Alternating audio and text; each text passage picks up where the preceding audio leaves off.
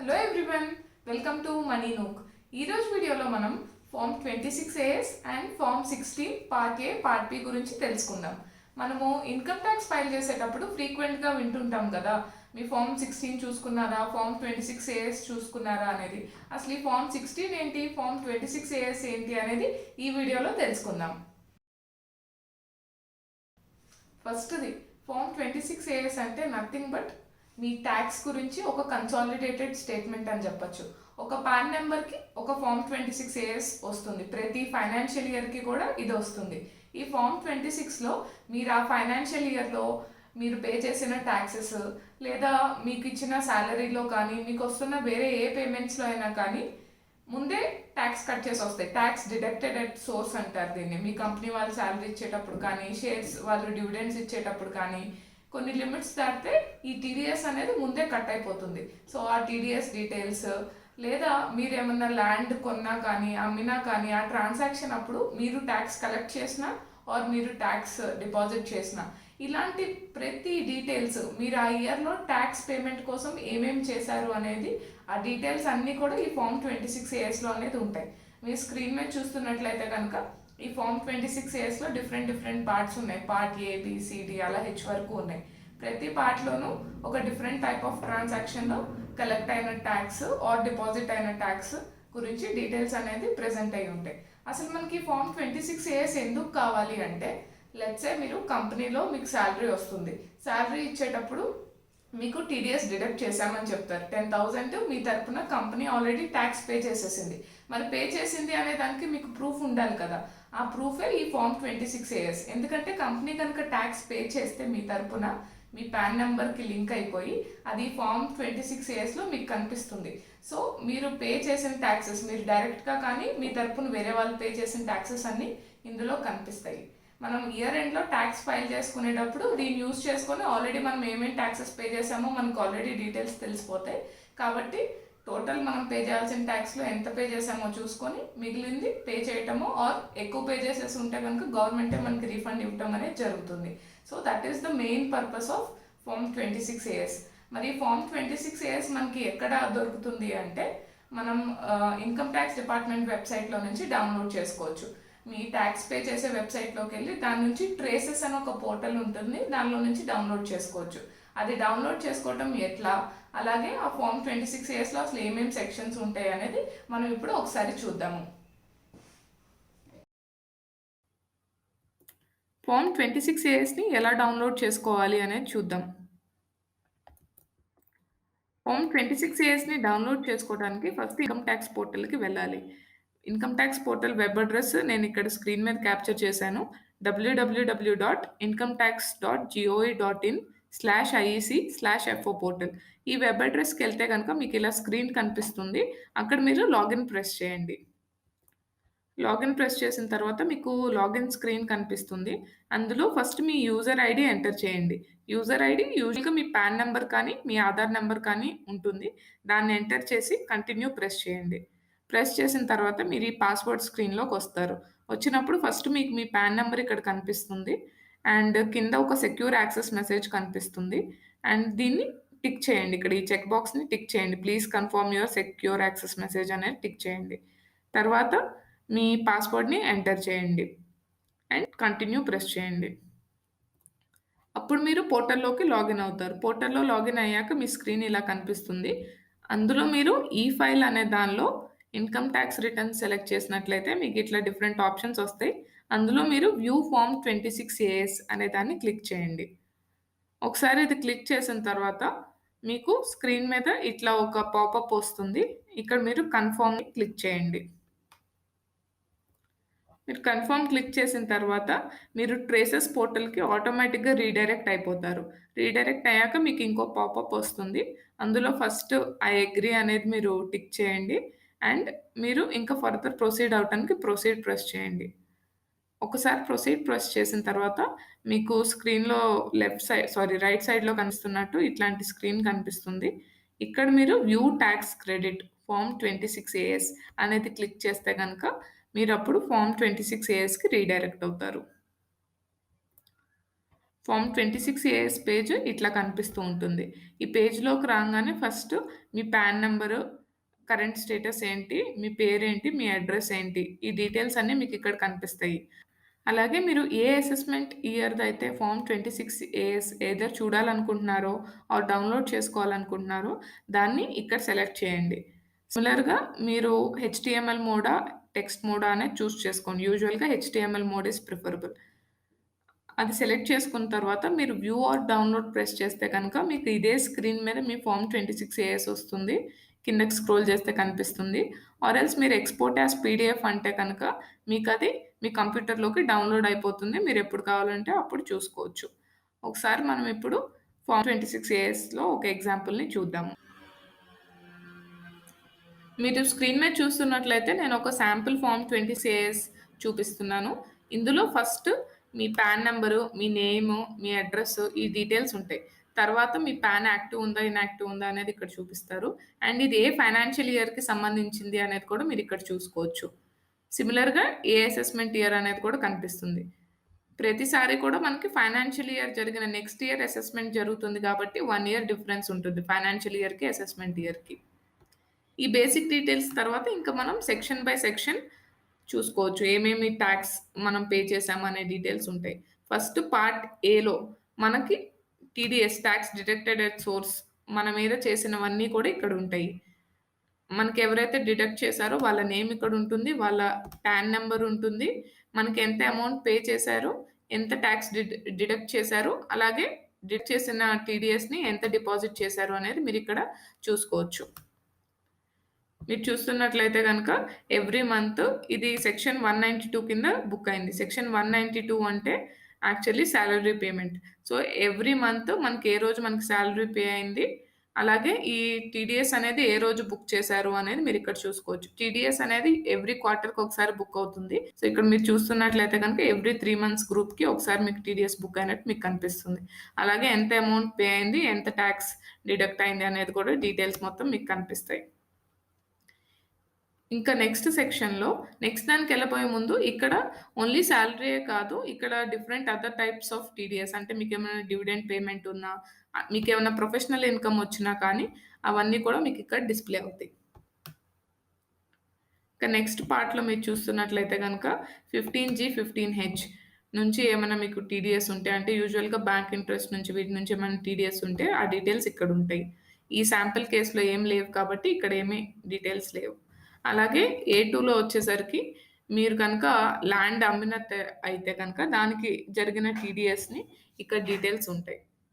ఇంకా part below talks collected at source అంటే యూజువల్‌గా మనకి టింబర్ సేల్ ఇట్లాంటి కొన్ని ఐటెమ్స్‌కి సేల్ అయినప్పుడు కొంత టాక్స్ అనేది సోర్స్‌లో కలెక్ట్ అయిపోతుంది. ఆ టాక్స్ కలెక్టెడ్ ఎంత అనేది ఇక్కడ డీటెయిల్స్ ఉంటాయి. ఇవన్నీ ఇక్కడ కరెక్ట్‌గా ఫార్మ్ 26 రిఫ్లెక్ట్ అవ్వాలి అంటే మీరు కంపల్సరీగా మీ పాన్ నంబర్‌ని వాళ్ళకిచ్చుండాలి. అండ్ వాళ్ళు ఆ టాక్స్‌ని గవర్నమెంట్ ఇన్‌కమ్ టాక్స్‌కి డిపాజిట్ చేసి ఉండాలి. ఇంకా నెక్స్ట్ పార్ట్ సిలో వచ్చేసరికి other than TDS or TCS ఏమన్నా ఉంటే అవి ఇక్కడొస్తాయి. యూజువల్‌గా ఇది మీరు సెల్ఫ్ అసెస్మెంట్ చేసుకొని అడ్వాన్స్ టాక్స్ పే చేస్తే కనుక ఆ డీటెయిల్స్ అనేది ఈ పార్ట్ సిలో రిఫ్లెక్ట్ అవుతాయి. పార్ట్ డిలో ఏమన్నా రిఫండ్ ఉంటే గనుక అవి రిఫ్లెక్ట్ అవుతాయి. ఇంకా పార్ట్ ఈలో వచ్చేసరికి ఎస్ఎఫ్టీస్ అంటే స్పెసిఫైడ్ ఫైనాన్షియల్ ట్రాన్సాక్షన్స్ అనేది రిఫ్లెక్ట్ అవుతాయి. ఏదైనా హై అమౌంట్ ట్రాన్సాక్షన్స్ చేస్తే కనుక ఆ ట్రాన్సాక్షన్స్ అన్ని ఇర్రెస్పెక్టివ్ ఆఫ్ దానికి టాక్స్ అప్లికబులా కాదా అనే దాంతో సంబంధం లేకుండా కూడా ఆ ట్రాన్సాక్షన్ ఏ టైపు, అసలు ఏంటి, ఎప్పుడు జరిగింది, ఎంత అమౌంట్ అనేది ఇక్కడ రిఫ్లెక్ట్ అయిపోతాయి ఆటోమేటిక్‌గా.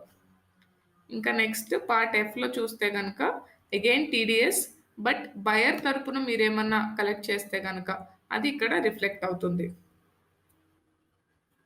నెక్స్ట్ ఏమన్నా టీడీఎస్ డిఫాల్ట్స్ ఉన్నా, లేదా ఏమన్నా జీఎస్టీఆర్ 3B ప్రకారం ఏమన్నా టర్నోవర్ ఉన్నా పార్ట్ జీ, పార్ట్ హెచ్‌లో రిఫ్లెక్ట్ అవుతాయి. యూజువల్‌గా ఎంప్లాయీస్‌కి అయితే గనక పార్ట్ ఏలోనే మాక్సిమం ఐటెమ్స్ అన్నీ కవర్ అయిపోతాయి. ఏమన్నా సేల్ ఆఫ్ ప్రాపర్టీ అట్లా ఉన్నప్పుడు సేల్ ఆర్ పర్చేస్ అప్పుడు part B, part F use అవుతాయి. అలాగే హై ఇన్‌కమ్ ట్రాన్సాక్షన్స్ ఉన్నప్పుడు పార్ట్ ఈ రిఫ్లెక్ట్ అవుతుంది. మిగిలినవన్నీ యూజువల్‌గా అప్లికబుల్ అవ్వవు. ఇంకా ఈ పార్ట్ హెచ్ తర్వాత మీరు కింద చూస్తే మొత్తం లెజెండ్ ఉంది. ఈ ఫార్మ్ చదవటం ఎట్లా అనేది ఉంది. ఫర్ ఎగ్జాంపుల్ ఈ ఫామ్‌లో అసలు ఎన్ని పార్ట్స్ ఉన్నాయి, ఆహ్, ఎవరెవరిని కాంటాక్ట్ చేయాలి, ఏ క్లారిఫికేషన్ కావాలంటే అనేది ఇక్కడ కాంటాక్ట్ ఇన్ఫర్మేషన్ ఉంది. నెక్స్ట్ అసలు బుకింగ్ స్టేటస్‌ని ఎట్లా ఇంటర్ప్రెట్ చేయాలి అనేది ఇక్కడ ఉంది. ఆ తర్వాత చూస్తే గనుక మీరు ఇంకా ఇక్కడ డిఫరెంట్ డిఫరెంట్ సెక్షన్స్ డీటెయిల్స్ కూడా ఉన్నాయి. ఏ సెక్షన్ కింద మనకి టాక్స్ డిడక్ట్ చేశారు అనేది చూసుకోవచ్చు. అలాగే ఎస్ఎఫ్టీస్ అని ఇందాక చూసాం కదా, స్పెసిఫైడ్ ఫైనాన్షియల్ ట్రాన్సాక్షన్స్. ఆ ఎస్ఎఫ్టీస్ ఎన్ని టైప్స్ ఉన్నాయి, వాటి కోడ్ ఏంటి అని కూడా ఇక్కడ డిస్క్రైబ్ చేసి ఉంది. ఇలా మీరు ఈ ఎనెక్చర్‌ని చూసుకొని ఈ టాపిక్స్ అన్నిటిని అర్థం చేసుకోవచ్చు. సో, ఇప్పుడు మీకు ఫార్మ్ 26 ఏఎస్ అనేది ఎలా రిఫర్ చేసుకోవాలి అనేది ఒక క్లారిటీ వచ్చింది కాబట్టి, మీరు ఇన్‌కమ్ టాక్స్ రిటర్న్ ఫైల్ చేసేటప్పుడు దీన్ని రిఫర్ చేసుకొని, అసలు మీరు అనుకున్నట్టు మీ టీడీఎస్‌లన్నీ కట్ అయినాయా లేదా? అయినయి ఇక్కడ రిఫ్లెక్ట్ అవుతుందా లేదా? అనేది మీరు చూసుకోవచ్చు. ఇప్పుడు నెక్స్ట్ ఫామ్ 16 గురించి చూద్దాము. ఫామ్ 16 అనేది మీరు కనుక ఎంప్లాయ్ అయి ఉంటే కనుక మీ కంపెనీ వాళ్ళు మీకు ఇది ఇష్యూ చేస్తారు. సో ఇది యూజువల్గా మనకి ఫైనాన్షియల్ ఇయర్ మార్చ్లో క్లోజ్ అయిపోతుంది కదా, మార్చ్లో క్లోజ్ అయిపోతే ఆ నెక్స్ట్ జూన్ 15th కల్లా వాళ్ళు ఇది ఇష్యూ చేస్తారు మీరు మీ ట్యాక్స్ ఫైల్ చేసుకోవటం కోసం. అండ్ ఒకవేళ మీరు కనుక అసలు ఆ ట్యాక్స్ స్లాబ్లో లేరు, మీకు అసలు ఆ ట్యాక్సే లేదు అయితే అప్పుడు మీ కంపెనీ వాళ్ళు ఇవ్వరు. బట్ కంపెనీ వాళ్ళు కనుక మీకు టీడీఎస్ డిడక్ట్ చేస్తే, మీ శాలరీలో నుంచి ట్యాక్స్ డిడక్ట్ చేస్తే కనుక ఇది కంపల్సరీగా ఇష్యూ చేస్తారు. మరి ఇందులో అసలు ఏమేమి డీటెయిల్స్ ఉంటాయంటే, ఫస్ట్ ఆఫ్ ఆల్ కంపెనీ వాళ్ళు మీకు ఇస్తున్న శాలరీ డీటెయిల్స్ అన్నీ ఉంటాయి. అందులో ఉన్న వేరియస్ కాంపోనెంట్స్, ఈ డీటెయిల్స్ మొత్తం అందులో ఉంటాయి. అలాగే మీకు ఏమైనా పర్క్విజిట్స్ అలవెన్సెస్ ఇస్తుంటే ఆ డీటెయిల్స్ కూడా ఇందులో ఉంటాయి. సిమిలర్గా మీకు కట్ చేసిన టీడీఎస్ ఉంటుంది కదా, ట్యాక్స్ మీ తరపున గవర్నమెంట్కి ఏదైతే కంపెనీ పే చేసిందో ఆ ట్యాక్స్ ఎంత పే చేశారు అండ్ వాటి డీటెయిల్స్ అంటే challan number or cheque number, ఇట్లాంటి డీటెయిల్స్ అన్నీ కూడా ఈ ఫామ్ 16లో మనకి అవైలబుల్ ఉంటాయి. ఇంకా కంపెనీ డీటెయిల్స్, శాలరీ డీటెయిల్స్ ఇవే కాకుండా నెక్స్ట్ వచ్చేసరికి మనకి మీరు కనుక మీకు ఏదైనా అదర్ సోర్సెస్ ఆఫ్ ఇన్కమ్ ఉంది అంటే లెట్సే డివిడెండ్స్ వస్తున్నాయి ఆర్ మీకు ఏమన్నా కనుక బ్యాంక్లో ఇంట్రెస్ట్ వస్తుంది, ఇవన్నీ మీరు కనుక కంపెనీ వాళ్ళకి సబ్మిట్ చేస్తే ఆ అదర్ సోర్సెస్ ఆఫ్ ఇన్కమ్ నుంచి వచ్చిన ఇన్కమ్ కూడా ఫామ్ 16లో మీకు రిఫ్లెక్ట్ అవుతుంది. అండ్ నెక్స్ట్ ఇంకా మీరు క్లెయిమ్ చేస్తున్న డిడక్షన్స్ సెక్షన్ 80C కింద కానీ, హెచ్ఆర్ఏ కింద కానీ, స్టాండర్డ్ డిడక్షన్ కానీ, ఇట్లా ఏ డిడక్షన్స్ మీరు క్లెయిమ్ చేస్తున్నా కానీ మీరు కనుక వాటికి ప్రూఫ్స్ మీ కంపెనీ వాళ్ళకి సబ్మిట్ చేసి ఉంటే వాళ్ళు అవి ఫామ్ 16లో రిఫ్లెక్ట్ చేస్తారు.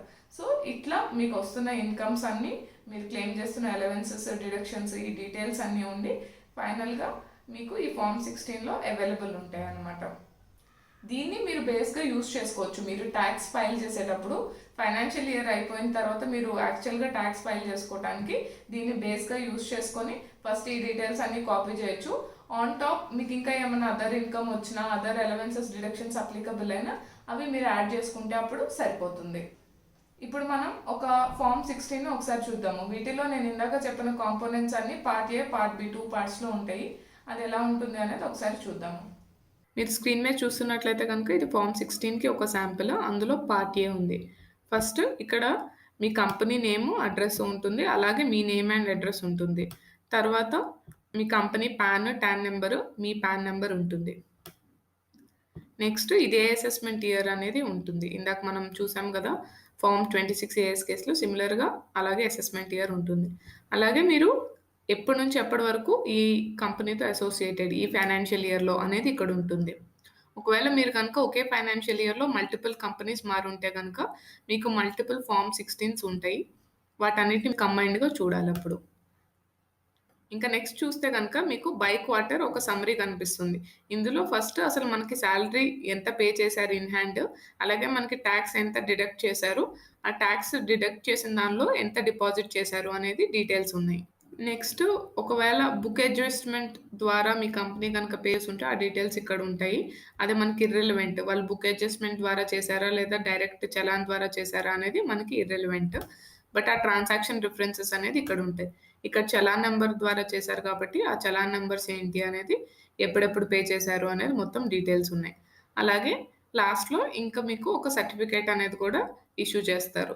అసలా ఎవరు సర్టిఫై చేస్తున్నారు మీ కంపెనీ నుంచి దీన్ని, టోటల్ ట్యాక్స్ ఎంత పే చేశారు అనేది ఉంటుంది. ఈ డీటెయిల్స్ అన్నీ కూడా మీకు ఫామ్ 16ఏలో ఉంటాయి.